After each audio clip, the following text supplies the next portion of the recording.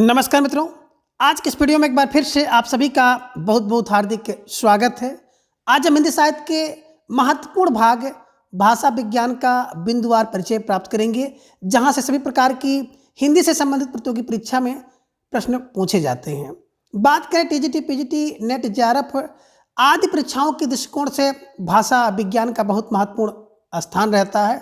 तो इन सभी जो महत्वपूर्ण बिंदु हैं, उन बिंदुओं को हम लोग क्रमवार परिचित होकर के आगे के 2-3 दिन में हम लोग क्रम से और ट्रिक से इन सभी बिंदुओं को याद करने का प्रयास करेंगे।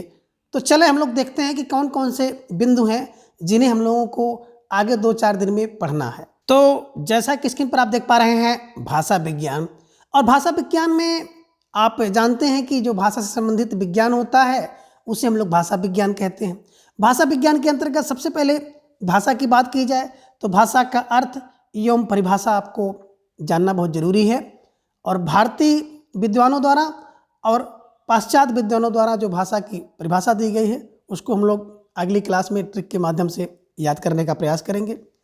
दूसरा महत्वपूर्ण बिंदु है कि भाषा की प्रवृत्तियाँ एवं विशेषताएँ, और विशेषताओं में भी स्वभावगत विशेषताएँ और रचनात्मक विशेषताएँ, इनको भी हम लोग अगले 2-4 दिन में देखेंगे।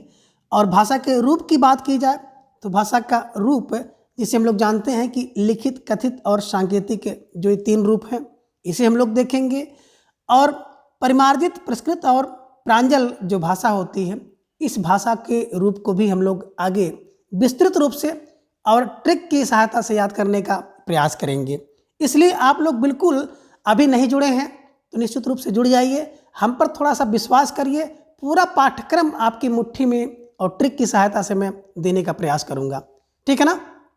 तो आगे जो चौथा महत्वपूर्ण बिंदु है भाषा का विकास क्रम, और विकास क्रम को भी हम लोग ट्रिक की सहायता से देखेंगे। बड़ी अद्भुत ट्रिक होगी कि पाल, प्रकृत और अभ्यंश, इन सभी भाषाओं का विकास, और उसी में भारतीय आर्य भाषा का जो परिचय है उसको भी हम लोग प्राप्त करेंगे, ठीक है ना। आगे भाषा का नाम निर्धारण कैसे पड़ा, इसको भी हम लोग ट्रिक की सहायता से देखेंगे। और हिंदी जो भाषी प्रदेश हैं, उन सभी हिंदी भाषी प्रदेशों को भी हम लोग याद करेंगे और ट्रिक से याद करेंगे, क्योंकि कभी कभी परीक्षा में प्रश्न पूछ लिया जाता है। और नहीं पूछे तो भी हिंदी के छात्र होने के नाते जो है हम लोगों को ये सब चीज़ें पता होनी चाहिए, ठीक है ना। 7वां और बहुत महत्वपूर्ण बिंदु है, शायद ही कोई ऐसी परीक्षा हो जो हिंदी से संबंधित हो और यहाँ से प्रश्न ना पूछे, यानी कि हिंदी की उपभाषाएँ और बोलियाँ। 5 उपभाषाओं को हम लोग चुटकियों में ट्रिक से याद करेंगे और 18 बोलियों को एकदम बिल्कुल आप मुट्ठी में रख लेंगे आसानी के साथ, जो कि ट्रिक से हम लोग याद करेंगे। और जो बोली है उस बोली के भी कुछ उपनाम हैं, उन उपनामों को भी हम लोग अद्भुत ट्रिक की सहायता से याद करेंगे। बोली के नामकरण को भी देखेंगे कि किस बोली का नामकरण कैसे हुआ है और किसने किया है, ठीक है ना। और बोली का क्षेत्र से संबंधित प्रश्न पूछे जाते हैं, तो बोली के क्षेत्र की भी ट्रिक की सहायता से हम लोग याद करेंगे। सब कुछ आपको ट्रिक से ही मिलने वाला है, ठीक है ना। आगे है आकार बहुला, उकार बहुला, उकार बहुला और इकार बहुला जो बोली होती हैं उनको भी हम लोग देखेंगे ना, कौन सी बोली इकार है, कौन सी बोली उकार है, कौन सा ओकार है ना, कौन सा इकार उदासीन है। इन सबको हम लोग ट्रिक की सहायता से याद करेंगे। तो आप लोग जुड़ करके अपनी तैयारी को बूस्ट करिए। 8वां बड़ा महत्वपूर्ण बिंदु है कि लिपि का अर्थ क्या है एवं लिपि का विकास कैसे हुआ है, ठीक है ना। लिपि का अर्थ और विकास जानने के तुरंत बाद हम लोग देखेंगे देवनागरी लिपि का उद्भव एवं विकास कैसे हुआ, देवनागरी लिपि की विशेषताएं हम लोग देखेंगे, और देवनागरी के गुण एवं दोष, जहां से प्रश्न पूछने की बहुत प्रबल संभावना रहती है। और इसी के साथ ही देवनागरी लिपि के सुधार हेतु जो प्रयत्न किए गए हैं उन सबको भी हम लोग अद्भुत ट्रिक की सहायता से याद करेंगे, ठीक है ना। तो आप जहाँ कहीं भी तैयारी कर रहे हैं आप वहाँ से तैयारी करिए, मजबूत तैयारी करिए, मेरे साथ जुड़ करके केवल याद करने के लिए जुड़िए। और जितनी भी आज से पूर्व जो क्लास मैंने यूट्यूब पर दे दिया है उसको आप लोग बिल्कुल स्पीड बढ़ा करके 2-3 बार, 4 बार, 5 बार देखिए, जिससे आपकी तैयारी जो है बिल्कुल बूस्ट हो, आपको जो कॉन्सेप्ट हैं याद हो जाए, ठीक है ना। 9वां जो बिंदु है वो है राजभाषा हिंदी एवं हिंदी की संवैधानिक स्थिति। यहाँ से भी प्रश्न इस समय पूछा जा रहा है। और इस समय अगर देखा जाए टीजीटी, पीजीटी का स्तर, तो आप कहीं से नहीं कह सकते कि यहाँ से प्रश्न नहीं आएगा।